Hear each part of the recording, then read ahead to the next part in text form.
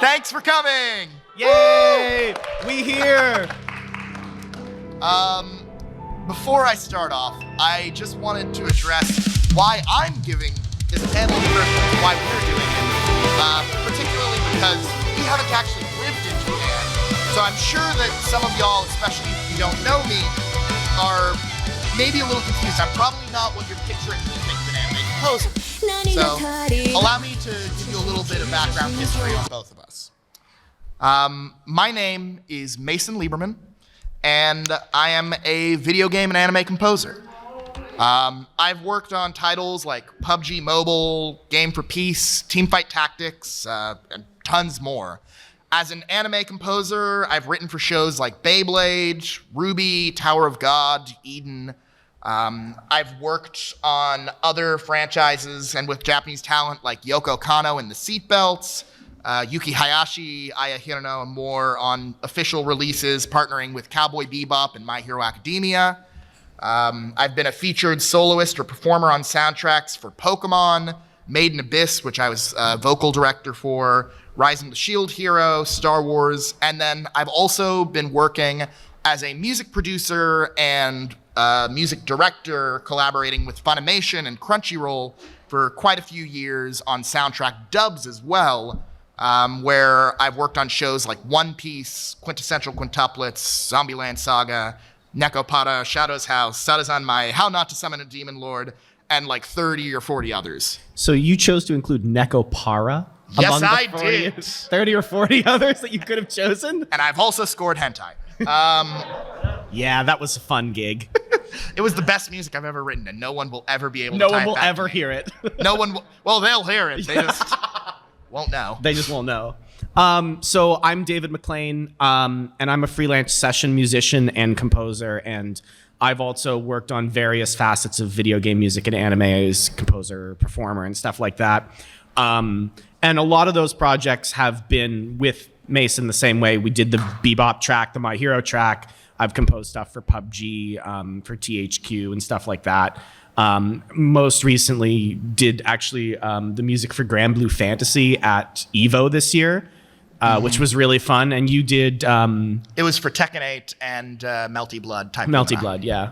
Which I like Melty Blood. That was fun. It was fun stuff, and getting to chat with Raito-san after was great. But yeah, our subject today. We're doing ASMR now? Jesus Christ. Yeah, I designed this panel to be given solo, and now that I have David, I'm going to be cracking up the entire time. I'm color commentary. I'm here to ruin his experience, so. Anime as a medium has been one of Japan's chief cultural exports for generations. This was a much more serious talk the first time I gave it. I'm so sorry. But the influence it's exerted on popular media in Japan and around the world is almost incalculable. So today, I want to talk about some of the ways that anime has influenced video game development and music composition, and ways that it can influence you in being a better artist in any way, shape, or form, however you choose to take that. As well as some of the lessons that you learn when you work on anime soundtracks and how those can apply to the rest of the creative musical process. So, first of all, I feel like I know the answer to this. Who here watches anime? I'd love to know, okay, Weebs. Who here doesn't watch anime and is just here because it's a panel? Rob, you didn't invite... Yeah. Shout out to those guys. I'm so sorry to the people who are required to be here because it's their volunteer job, but I love you the most because you are still pure.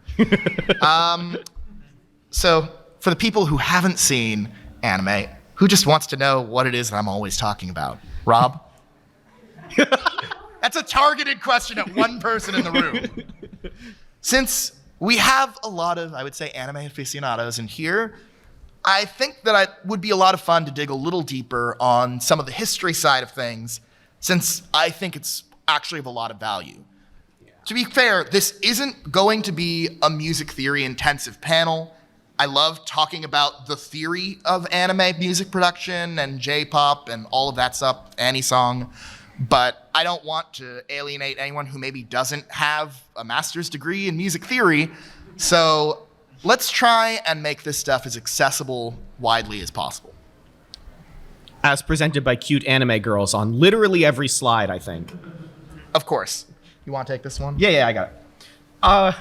So why does anime look and sound like that? That. Notice the that in parentheses, you know, the big eyes, the large heads, the super low frame rates. Simple yet distinctive designs were some of the defining traits of early animation, which was being produced as cheaply as possible. Footage was reused constantly. Think of transformations like, you know, magical girl shows, or my personal favorite, which is Digimon. Because, like, by the back half of, like, the first season of Digimon, there would be, like, 8 people digivolving, and it would be straight up 10 minutes of digivolving sequences for, like, a 2-second fight scene. It's like, that's, yeah. Anime is very cheaply produced. Yeah. Very, very cheaply. Yeah, and these were, and there were more adaptions that simultaneously developed from manga, which benefited from the same sort of cost-cutting measures. The same limitations impacted the workflow and how music was made, which is why anime is not scored to picture. Which is one of the first major things that I want to kind of address. Yeah. A lot of people, if you know anything about the film and TV world and how music gets made for things in America, you know that music is made after everything is shot or animated or whatever, and it's written to the picture. That is not true with anime. That's not how we do things when we're working on the Japanese side of things. Now, anime is historically tied to a similar art form in Japan. Everyone in here probably knows it, manga, or if you don't know it, it's kind of like the Japanese equivalent of comic books. So, historically, a lot of anime have been TV adaptations of manga series, and they were really made with the intent of selling the books. It's really more of a marketing thing. Yeah. Historically, this has been one of the reasons why a lot of your favorite shows will get like one season and then just disappear, because it was only ever really a marketing budget for the book. Defrag. We'll never see a second season. Yes. Rest in peace, Defrag. Another actual quick one, too, speaking of footage and how it's kind of used, I had a conversation with the director of Your Lie in April, and he talked about how they recorded all of the music that was used in the show before any animation had started, and the animators were listening to the performances from that show while they were animating those scenes. And it also led to a lot of animators going the extra mile to making sure that the playing was accurate to what you were hearing in the music as well. So, in general, and because it helps us to better understand how the form kind of came about, animation is really more or less an international medium wherever you are going, wherever you're coming from. The influence of creators like Walt Disney, Iwerks, Dave and Max Fleischer, Otto Mesmer, and many others were clear and quoted references for a lot of the early creators who defined what we now associate as the art styles of manga and anime. So, for example, Osamu Tezuka, who created, amongst many other things, Astro Boy, and basically invented the shonen and shoujo, styles, the genres, and is basically considered one of the godfathers of anime, the godfathers of manga, has very directly said that one of his goals, the company he founded, was to become the Disney of the East. And that they were all hugely influenced by creators like Walt Disney and so on. So, anime music, much like the medium, is generally produced very cheaply as well. So, for starters, we generally get something that kind of almost looks like the prompts that you would give to a production library building trailer tracks or something, where you don't have any footage, you don't have any visual. At best, you might get a keyframe, and you're writing themes. What does that kind of brief look like? Well, the one that I always kind of use as a reference comes from the Beyblade franchise, where one of the first cues that I ever got, I received the following clearly Google translated English phrase. And my cue description was, and I quote, word for word, 2 bladers blading, 1 blade's harder, and then there is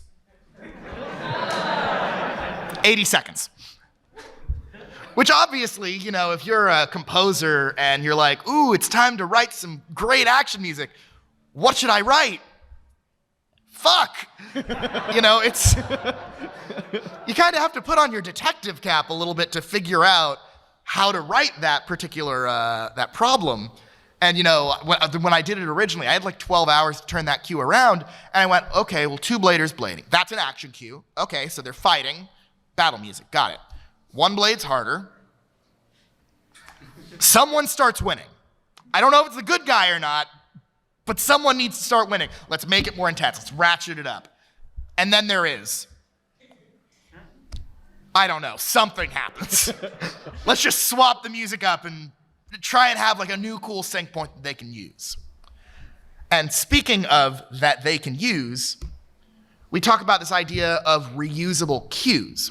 Now, anyone who watches anime knows that you'll hear like a battle theme like 1,000 times over and over. Don't lose your way, you're mine. Oh. Da, da, da, da, da, da, da, Yeah. da, da. You know, like, it's always the same themes a lot of the time. And that is a budgetary limitation by and large. We write these cues more generally, like, you know, Sasuke and Naruto fight. It feels East Asian. 90 seconds, whatever it is. And then they become themes, they become motifs that we're going to use over and over throughout the franchise. Which, incidentally, is, if you ask me, part of why anime music becomes so catchy to people. Because you have an opportunity to hear those themes over and over and over. And moreover, As I say, didn't Ed Goldfarb write an individual theme for every Pokemon? Every single Pokemon, because that man is insane. So if you hear, I guess in the Pokemon anime, every time that a certain Pokemon shows up, it has its own unique musical motif for all 1,000 of the little bastards. Which, like, I'm pretty sure he has a full-time assistant who literally is just like a music librarian for his themes, just to let him know what themes go to what place. But all of this cue reuse means that when you're writing for anime, you are constantly thinking in terms of themes, and it actually, for lack of a better word, I think it made me a better film composer because it really forced me to stop missing the forest for the trees, if that makes sense.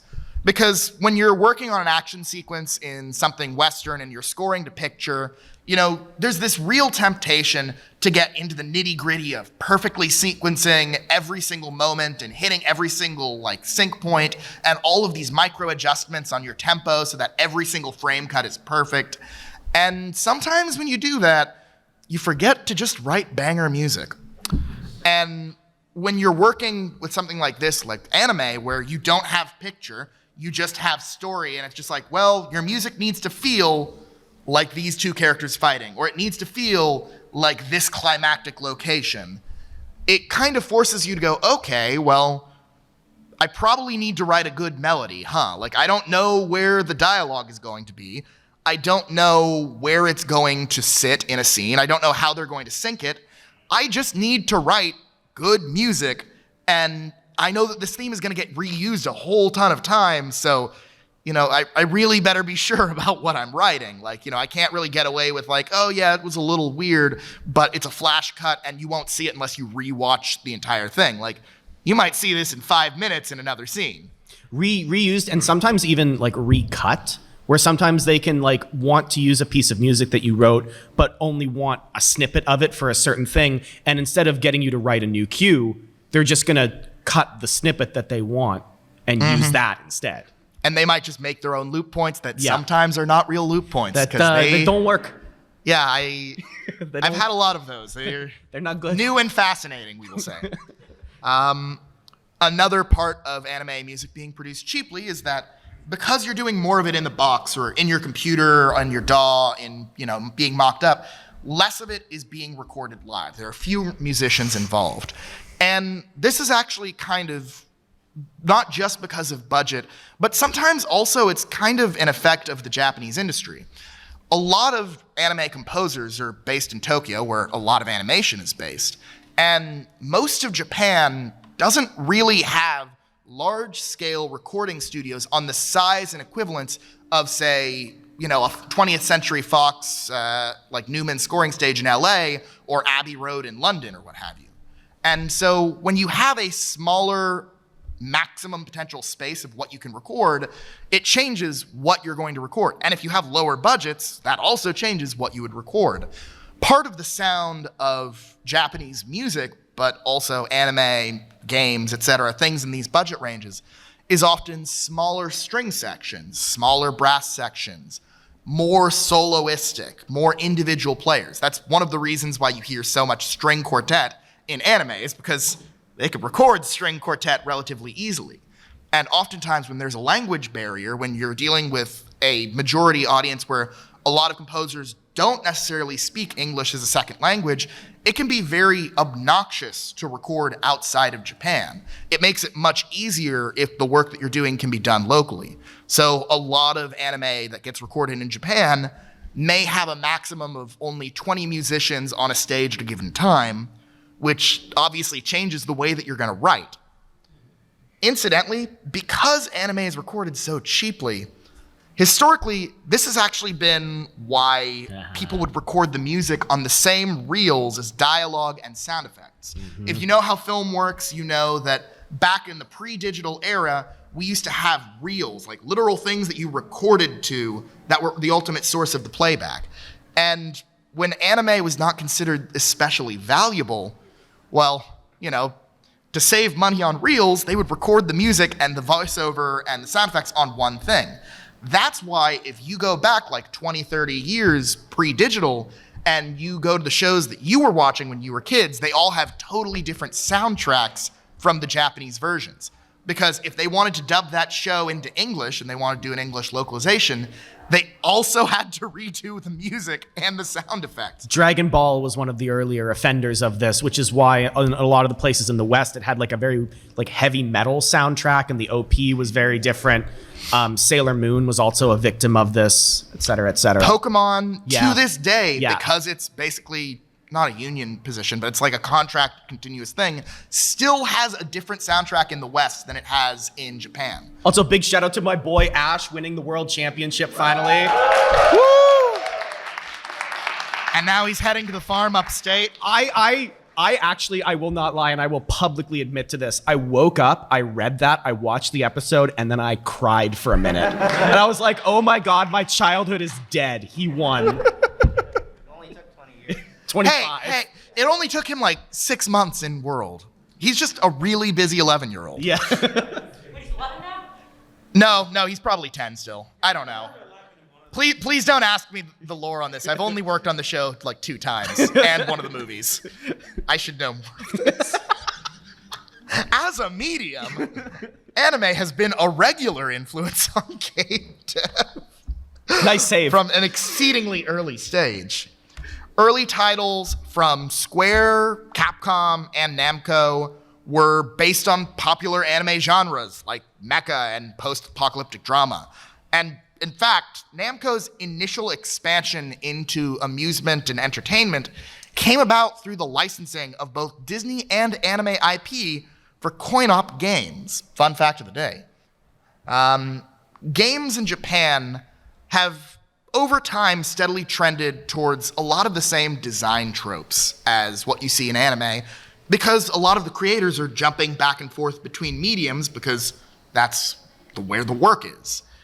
Again, we're talking about a relatively small market professionally, so you kind of go where you can get paid.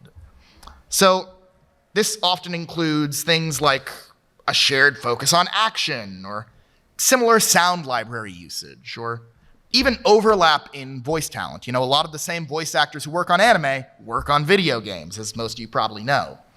We see a lot of these things because the flow of workers is generally pretty connected between these two things.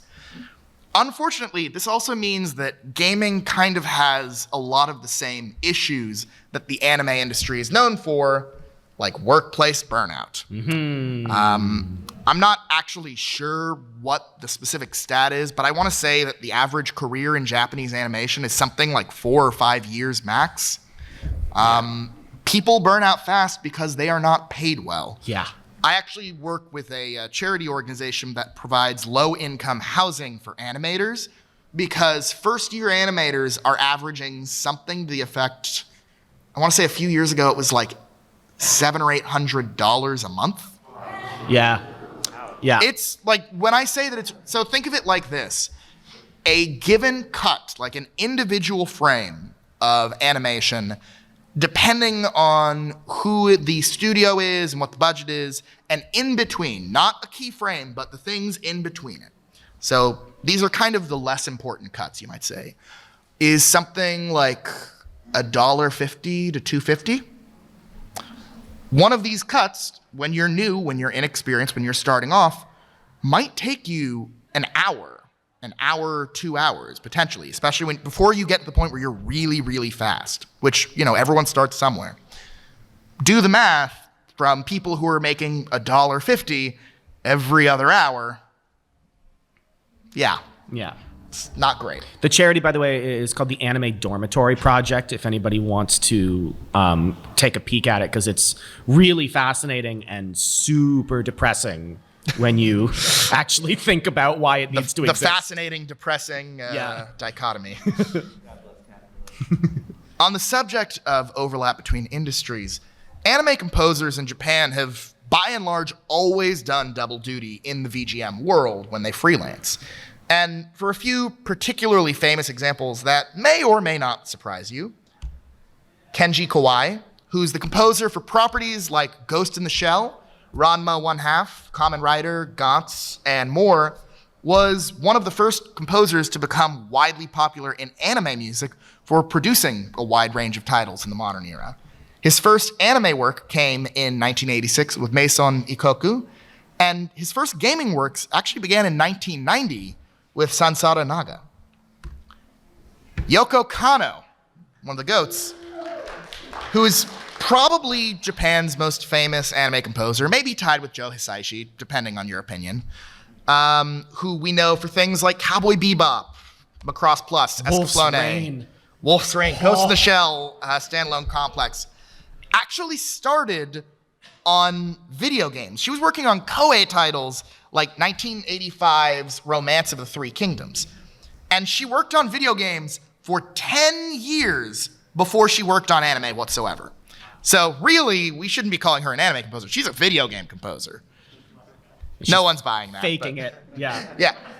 She's just faking it until she makes it, guys. Yeah. One day we'll know who she is. Hiroyuki Sawano, another very popular example right now. Yeah. People know him for like Attack on Titan or, Cabaneri of the Iron Fortress, Seven Deadly Sins, so on.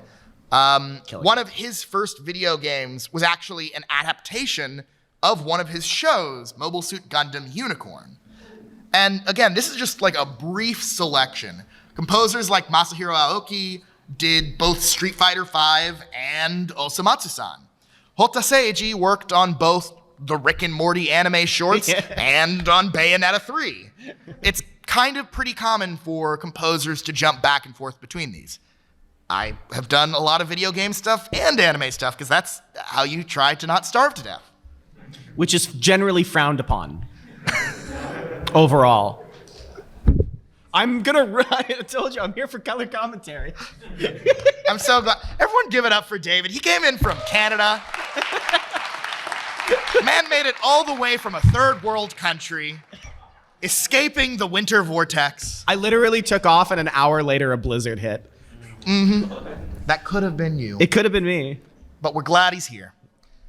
So, what defines Japanese composition? I'm not going to get into everything, and these are just kind of some things to consider, some frames of reference. The big picture. Generally speaking, speakers of different languages write melodies differently.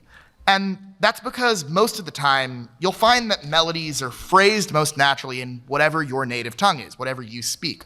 People write lyrics based on what feels natural to them.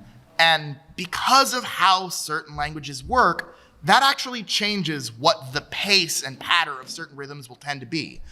Japanese has one of the highest syllable counts per second on average relative to what is being said, and it has one of the slowest information amounts per second for what is being conveyed. It takes longer to say less.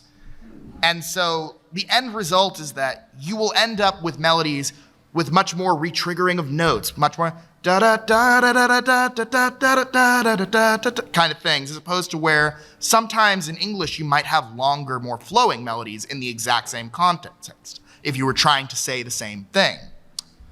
There is a different type of emphasis oftentimes in a lot of Japanese composition on silence, which is something that in some cases is taught much more directly than sometimes we think about in Western music school. We don't always, hopefully you have a good composition teacher who will tell you that you should think about the power of silence and not just how to fill every space with noise, but it's not always something that we think about in the same way. And sometimes in the West, if I were to stereotype, we can be a little bit hyperactive in how much we like to fill space and how we like to write. One of the things that I constantly tell myself in writing and in performing and even in soloing is sometimes the best decision that you can make as a musician is to shut up and just not play, because the space that happens there is sometimes infinitely more valuable than filling it up with your 30-second note runs.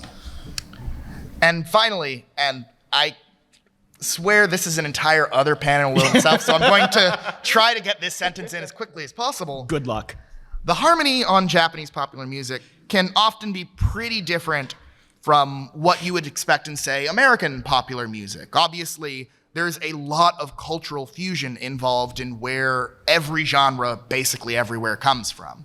No matter what you're listening to, you can kind of, kick what do you call it, the tires on it, and realize like 30 different composer references that the person who was writing it was listening to understand what inspired them and then what inspired them up the next generation, going back as far as you potentially want to. If you do that particular exercise with a lot of current popular Japanese animation and video game composers, what you're generally going to find is that if we were to go up the generations up to, say, the early 1960s and kind of the evolution of the modern anime industry, people who were composing those first generations of shows like Astro Boy or Kimba and Mach Go Go Go, etc., you're going to find that there was a lot of jazz influence. There was a lot of traditional Japanese folk influence. And very specifically, and this is my one hot take that I will get into that I will probably have to solve for eventually. Jesus Christ. If you actually follow the specific people who worked and scored on a lot of those first shows to find out where a lot of that cultural fusion first hit them individually, what you end up finding out is that, one, jazz has been in Japan far before World War II, far before the post-war occupation, but a lot of the specific influence for some of those composers was that during post-war occupation, Japan was a relatively poor country with relatively limited means, and a lot of the wealth that was in the country was generally focused and centered around foreigners and around occupying troops, meaning a lot of pickup musicians who were gigging in major cities, gigging near military bases, etc., in order to make ends meet, were usually playing or trying to pick up genres that would be popular with those audiences. You see a lot of composers and people who go on to compose shows in the 60s, in the 50s being broke 20-somethings who are playing, their best version of jazz music and playing standards in pickup bands and bar gigs and things like that in the 1950s, which ultimately does become part of their influence, which leads to part of where you'll hear some of these really interesting fused kind of sounds, even in the 1960s and in the late 1950s. Yeah. Making sure, I had to do this entire section. Incidentally, that moment where I'm like, I need to make sure to cover this thing. Oh, right, I didn't write this in the panel because I knew that I was just going to talk about it. But Where am I? What country am I in? Most of the quirks that define anime music, incidentally, aren't really unique to anime. They're more unique to Japanese composition in general. Because you'll hear these things in Japanese film and in Japanese artists and in Japanese video games. Obviously, we're here talking about it. But the primary difference for anime, specifically, is that anime has a pretty explicit, like, everything in the kitchen sink kind of vibe going on from the production sound. And usually, because of the budgetary limits, you need to be very versatile and reusable with the music that you're writing.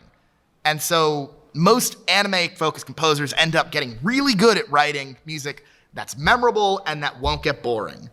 Mostly because they're crazy enough to do just about anything to make it reach those goals. This is one of the reasons why you'll end up with situations where, you'll have like a tabla soloing over a classical, like, Baroque string ensemble playing on like a big band jazz ensemble. And like, that's just, oh yeah, sure, that's Made in Abyss season 2, I guess. We'll just throw a gospel choir in there too, why not? Or like, you'll end up with like, Bulgarian choir over like 80s synthesizers over like slap bass guitar. Or like that free jazz soundtrack to Real Life. Oh my, that soundtrack is so good. So good.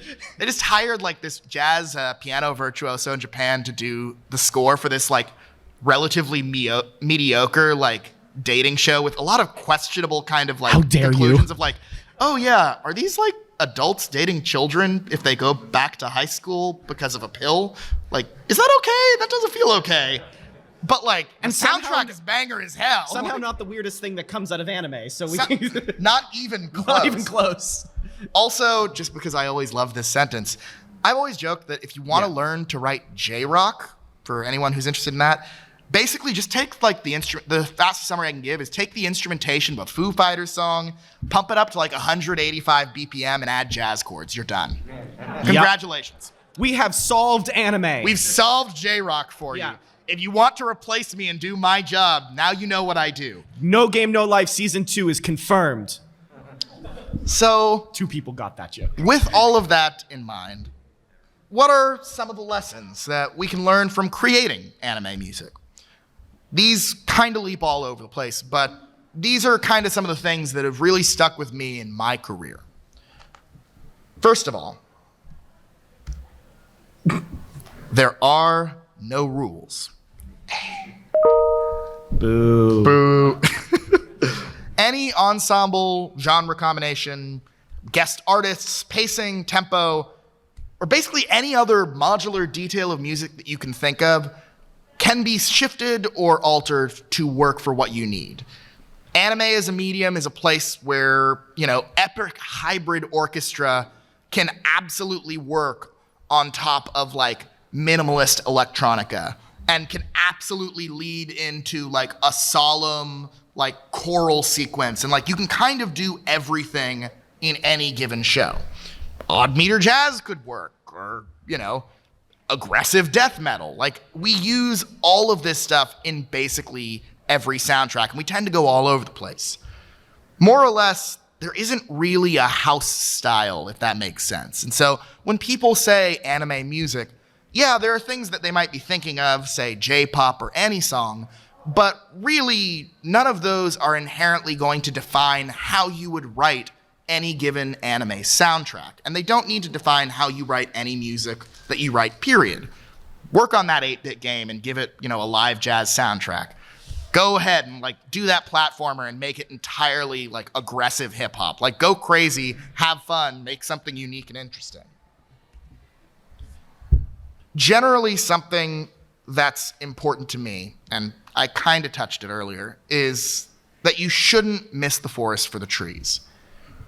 When we don't have footage to work off of, nothing gets Mickey Moused. And, well, because we're only, what? This is him staring at a ketchup bottle. You know that, right? Oh, God. This is so much harder to do when he keeps breaking me. I'm so sorry. But I don't know where I am in this particular... Oh.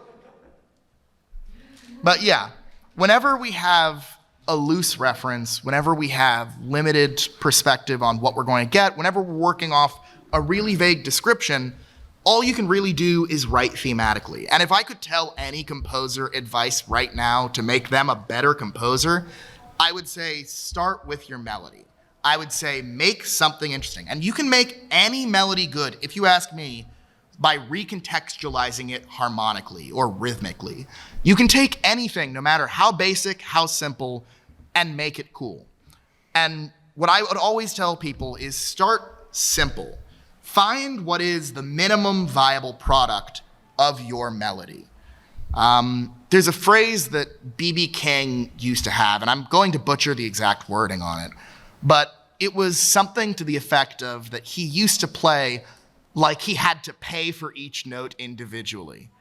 And I always actually thought that was a pretty cool concept because it forces you to really think about like what you're adding. It's like, would you ornament this particular note if it cost you an extra $5? No, it sounds pretty good like this. It's fine. Just so you know, the quote is actually, it's the opposite. He goes, the line that he used was, "You're not getting paid for the notes you play. You're not getting paid for every note that you play. So why give them so extra? he's just like, so play the right ones." Well said. And my point still totally counts. Yeah. But generally, another thing that I always point to is that emotional motifs are usually more effective than character ones, or at least they're more direct.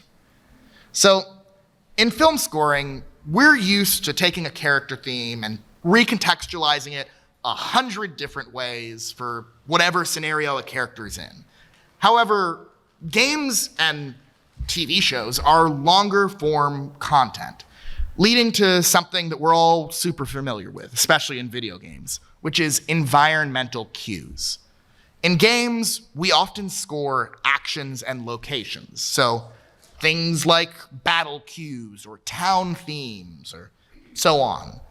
Anime shows often use this same logic and apply it to emotions. So because we have limited budgets in these things, we're often thinking, well, I don't know every possible battle that's going to come up, but I know that I want the emotions of when this character is feeling rage. So let's get that particular cue. Let's get that emotion. And then I don't need to worry if he's angry because he's in a fight, or if he's angry because he's at the bottom of his emotional arc, or if he's angry because it's a Tuesday. Like, we have the emotion, and that's the thing that usually you're scoring for. You're not necessarily scoring for the emotion of a town, really. You're scoring for the emotion of what you feel in that town, if that makes sense. And that is something that often makes it much more efficient if you have a limited amount of music you can write for a given thing for recontextualizing what cues are a priority. One of the side effects for this for me in video game composition is that oftentimes when I'm spotting out a game and figuring out what needs to be written where, I tend not to write specific environmental cues of like, oh, I'm in a new town, therefore this is the town theme of this. Because that tends to feel very dated. That tends to make us feel, it's kind of like the classic 1995 approach to video game composition. If you go from something where you're developing more motivically and you're following the actual character's emotional journey of where they should feel in that specific place, then you can end up crafting something that follows the narrative more effectively, which I think will often give you more emotionally compelling music. At least that's how I've always kind of seen it. And when you have limited budget, we reuse everything. Especially because you need these cues to be super versatile. And whenever you do that, whenever you hammer in that repetition, that's actually where you create memorability. There's a famous phrase that Adam Neely uses very often. I had to make the joke for this audience, come on. Repetition legitimizes. We'll say the thing. And it's true, not just in a individual composition context, but in a reuse of cue context. Most people, if you're just watching a movie, may not realize what is a character theme. They might notice the main theme, but they don't tend to get super, super aware of the intricacies of how you designed everything. With anime, people usually do. They pretty much figure out every single meaning of what it is because we're reusing those cues over and over, which honestly makes things pretty effective. Incidentally, you can take advantage of this stuff in games. Because cues are... Oh, I missed the clicks on that. That's why it's confused. I was like, this isn't in here. Yep. Nice. Nailing it. Nice. But other lessons that we get in from anime, vocals. Use them all the time, everywhere, as much as possible. Every single anime fan could sing you the melody or the OP from their favorite season of just about any show because they love those songs. Songs live within us and kind of tend to encapsulate moments in our lives, probably more effective than almost any other type of music or any other type of sound. You know, we tend to hyper connect them with however we were feeling in that moment. And everyone knows music can really impact how you feel in a given moment. So if you want to understand why Persona 5 is awesome and why people remember that soundtrack, you know, there's a lot of songs in there. They're taking a lot of time to make you connect with that stuff. Human voice is generally one of the most impactful instruments for connecting with someone on an emotional level. You know, cello is amazing. Saxophone is amazing. Well, saxophone's fine. Sorry, more targeted humor. Piano is pretty meh. But, you know, voice is something that we always connect with, and it's always unique, and it doesn't matter what it is. It can bring a lot to a track. So if you want someone to remember something in a piece of music, you sing it. It is just, by and large, the most effective thing. We do it constantly in anime. It's just par for the course.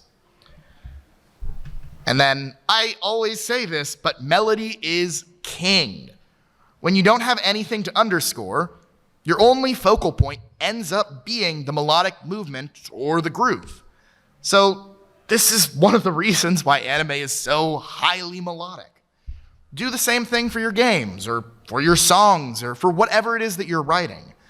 Japanese games are notorious for being super, super melody forward. And there's really nothing stopping you from doing that in just about any genre of title or in any type of composition or any medium that you are creating art, you know? I generally think that this isn't something that needs to be an idea that's limited to music either, for that matter. It's really just about the fact that you should think about the narrative of whatever you're making, whatever the story you want to tell is, and then just find the most direct way to portray that, whether that's in art, whether that's in music, whatever it is that you do. What if I'm bad at that? Then you'll get to sit on this panel with me and do color commentary. Yeah. Limited budget generally means that you can only spend money on the most important things. I tend to feel like limitations are actually kind of like the best way to advance yourself creatively.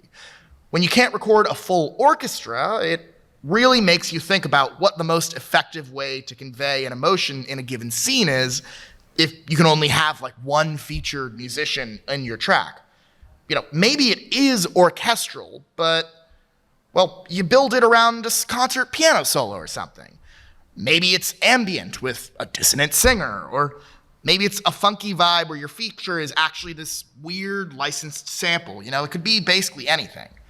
I've been on anime soundtracks that simultaneously featured gospel choir against tabla, 6-string electric cello against 6-string electric violin, you know, male countertenor featuring idol pop vocals, you know, everything else, like things that are just all over the place. It can also help sometimes too when you're trying to cover like specific weak points that you might have where, like, I know I wrote a piece of music for a game and the only thing that made logical sense was to have someone play lead violin on it.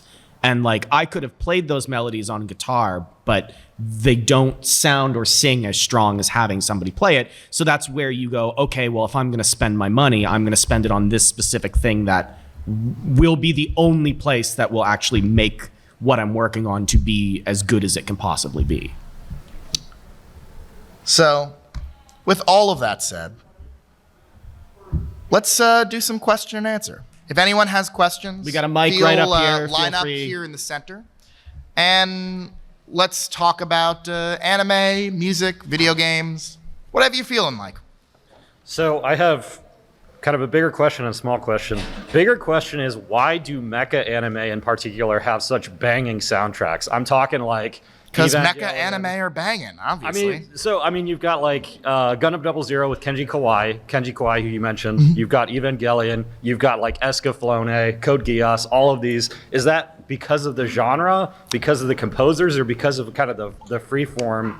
With the mecha anime, you're not trying to animate to much more than just action. So, personally, I think that it has to do with what the genre most often has been. This is just my personal opinion on the matter, but I will say I've worked on video games in collaboration with Neon Genesis Evangelion, in collaboration with Mobile Suit Gundam, Ultraman. Like, I've done mecha stuff in the past. I think that generally speaking, most mecha anime, and really most sci-fi as a whole, is using a fantastical setting to address real-world philosophical problems that we have. Certainly the Gundam franchise as a whole does that. Neon Genesis Evangelion as a whole does that. And when you have shows that are really well-written, that are really thought out, that are really mentally engaging in that way, I think that it kind of begs you to ask music that does the same. And so I kind of feel like most mech series like that, at least the way the genre has evolved in modern day, it's just the kind of stuff that like it wants you to write really cool shit for it because it makes sense with that world. You're thinking in that way. There's a lot of space to breathe. There's a lot of space in that action and dialogue and so on. And that's how I feel about it, at least. So really short, kind of adjacent question. There's a lot in the presentation about like reuse of music and effective reuse of music and motifs. Yeah. So what do you think of like, I feel like it's an emerging trend for reusing the opening and the ending songs as like lead-ins, as overlaid with the footage as opposed to standing alone with their own footage that's reused, but bleeding it in. Not as an insert song, but like, I think of something like Psycho-Pass, where they just kind of bleed right over into the OP or the ED. I'm curious your opinion on this because I actually don't have a specific opinion on it. I think it's very, very dependent on how it gets done. Because I've seen it done sometimes for shows where it's just like, ooh, somebody didn't have budget for an OP. Like, didn't have budget to make things, right? Because, like, for me, I always go to my default for, like, what I think is a best example of a good OP is the very first OP to Brotherhood, right? All original animation. Not a single thing that happens in that happens in the show anywhere to be found. Whereas I have seen shows that use footage from the show in the OP and things like that, or when the OPs are kind of like blended into the show in ways, it's so contextual, but I think you hit the nail on the head where it's like, Psycho-Pass does it perfectly. Like, just, I mean, maybe that's just my deep-seated love for Genarabuchi, but like... What I will say, to keep it super brief, is that composers, we don't actually make the decision on where music syncs in the episode. We generally have a pretty good idea of where it's going to go because, we wrote it meaning it for a given scene. But like, for example, when an OP is going to get synced over like the final sequence of an episode or of a series or whatever, that isn't usually our decision. That was something that was done on the dubbing stage, and we may or may not even be there. Yeah. Interesting. Hello, I hope you've been having a good MAGFest. So the question I had was more so with when it comes to like musical direction, would you say that the actual directors have more of a say in it or the actual people making the music? Because I think a lot about like Yuki Hayashi, a lot of his soundtracks have a lot of like an electronic, like house kind of influence because a lot of his background was in the electronic dance music scene in the early like 2000s or something. And I feel like that's a big reason why a lot of his works have a lot of that electronic like background to them. And in your experience working with these directors, how would you say the relationship is between the composer and the director in actually coming up with the like the musical identity of a given series? So every single show is different. Every single relationship is different. So there isn't like a hard, fast rule. But when you work in media composition, games, film, TV, whatever, like unless you are also the director, you are subservient to them. You are serving their vision. They have a show. You are here to solve the problem of that show for them. And some directors are, you know, all about like, hey, I hired you because I love your style. I want you to tell me what you would do here. And it's super open-ended. And it's just whatever you as a composer want. And then there are other cases where the director comes in and they're like, I know exactly what every single moment of this show should feel like. Here is a reference for this. Here's what I want it to sound like. Get as close to this as possible without getting sued. Do that. And so sometimes that really is what the job is. And you're basically there to figure out, you're reverse engineering someone else's music and basically making that. And that doesn't change for games either, too. That's all media. Yeah. Yeah. The amount of cues that I've had rejected because it doesn't sound close enough to the reference track, where it's like, at a certain point, we turned in versions that were like, hey, this is copyright infringement, what I'm giving you right now. Wow. And they're like, well, it doesn't sound quite right. And it's like, all right, then, you know, you get those people where it's like, it's an impasse at that point. Yeah. Some people fall in love with the temp, so to speak, and that can be really frustrating. Yeah. I try my best to avoid gigs with people like that. I'm very intentional about who I spend my time collaborating with and who are creators that I care about to spend my time and my career working on it. Because I don't need to take every gig that I get offered. I don't take probably 80 or 90% of them. But the people who I work with are the people who I really care about, who I really like, who I'm really inspired by, and who respect me for what I bring to a project. And I respect them for what they bring to a project. Yeah. And it's a dialogue like anything else. Yeah. Thank you so much. No worries. Hello. Go Boston. Yes. So super quick question. Are there any like working composers right now in media, film, games, whatever, who you think are doing something really innovative, really new that you're like, whoa, this is cool shit? Well, I would say Austin Wintory, but after tomorrow. See, if any of you don't know, Mason and Austin are fighting to the death tomorrow. We have a panel titled Mason Lieberman and Austin Wintory Fight to the Death for Sport. The tagline is 2 boys enter, 1 man leaves. Yeah. But yeah, in all seriousness, some of the composers who I've been really loving their stuff lately, in no particular order, Chad Cedar, his score to Archangel, and the Laura and Travia song he did, Walk Through the Storm. Such a cool folk soundtrack, really, really interesting stuff. Obviously, I love Austin Wintory stuff. I love Yasunori Nishiki's stuff. Yasunori Mitsuda has always been a huge influence. I like this guy. Kevin Penkin, I work with him a lot because I like what he does. I think he writes genuinely interesting, unique music. Hell yeah. I was always hugely influenced by Yoko Kanno. That's where a lot of my jazz background comes from. Shiny-san, I can't believe I'm blanking on his name. I have a couple of kind of like J-rock idols who like inspired me to get into that sound. There are a lot of people. I could probably talk forever about how good everyone else is. Oh, yeah. Because that's just sort of, I think that if you're working in this sort of field, you're constantly just being buffeted by amazing musicians, being like, oh man, that's so cool. Oh my God, that's so cool. Oh, that's cool. Like, that's the entire experience of my life mostly. Hell yeah. Awesome. Thank you. Hi there. In one of your slides, you mentioned that sometimes, for a variety of reasons, there's not a lot to underscore, and you have to lean really heavily into melodies. Is there anything in your mind, examples of any shows that didn't have a lot to underscore and had to lean really heavily into the melodies and just knocked it out of the park? Every show you have to lean into the melodies. And to be fair, it's not that there isn't much to underscore. It's the way that the show is produced. Like, you don't have footage. So if you don't have anything footage if all that you have to go off of on a scene is, we'll use Cowboy Bebop. Like, Spike is in a fist fight in a bar. Yeah. What are you going to write for that? Well, you're probably not going to write something super ambient. That's probably not going to be how you would think to solve that if you have no idea what's going on. You're probably going to get somewhat raucous, somewhat brash. You're probably going to write something very melodic because that's what you have. But that's kind of what I mean, for what it's worth.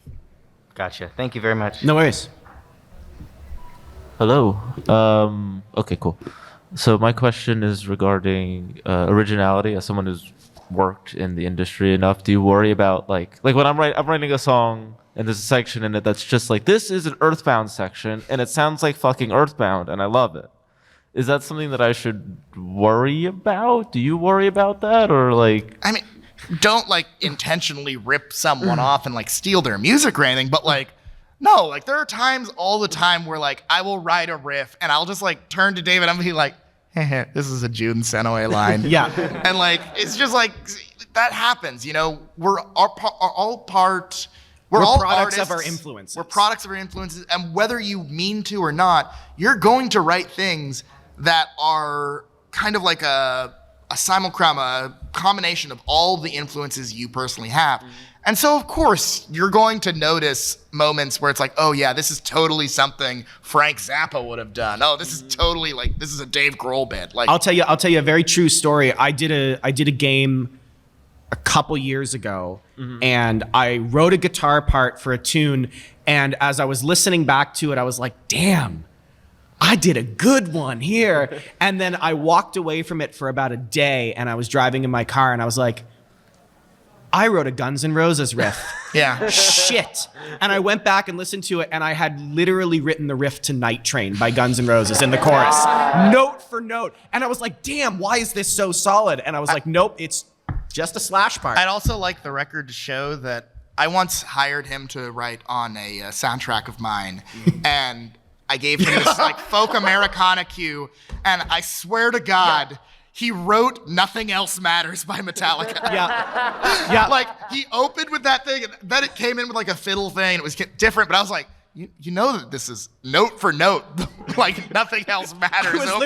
I was literally playing those first like note for note, and I don't listen to Metallica, so for me it was not even a factor. It came back to me, and I was like, oh, thank God there's a fiddle here, or else I would be dead. Lars Ulrich would break into my house and strangle me for copyright. The version of my anecdote to this is I was in a film scoring class and we had this cue for Little Women as like our final. Nice. And they're showing like, oh, here's drafts where this person wrote like the Curb Your Enthusiasm theme to the like climax of Little Women, and it was hilarious. Oh, I've definitely stolen Kirby music before, 100%. We, by the way, we have time for one more question, and then we'll will be available outside but we have to clear for the next Yeah, panel. yeah. So we got time for one more. All right, so I'll try to be as quick as I can with this. Although, fair warning, you said a lot of times, don't miss the forest for the trees, and this question is very much about the trees and the bark on those trees. Great. So I have been following Japanese music since I moved out of a rural town, so about 2002. I've been listening to Japanese pop and rock. I'm currently in the middle of analyzing Vocaloid music for a YouTube series. Nice. And I can trace from Vocaloid to modern anime and pop really easily because a lot of them have crossed over. Ryo's done a lot of anime now. Kenshi Yonezu started as a very popular Vocaloid producer. But all I have is my anecdotes from what I've seen, and a couple of other anecdotes about the evolution of Japanese music, like you mentioned, Occupation bringing more jazz influence. I've seen the anecdote many times that J-pop is just enka but disco, which is not unfair. So my real question here is, do you have any good resources for kind of digging more into the meat of that? Well, it's funny you mentioned that. I do want to write a book on this eventually. But that's not a There is a YouTube page, not to self-promote a little bit, but there's a YouTube page right now called Animize.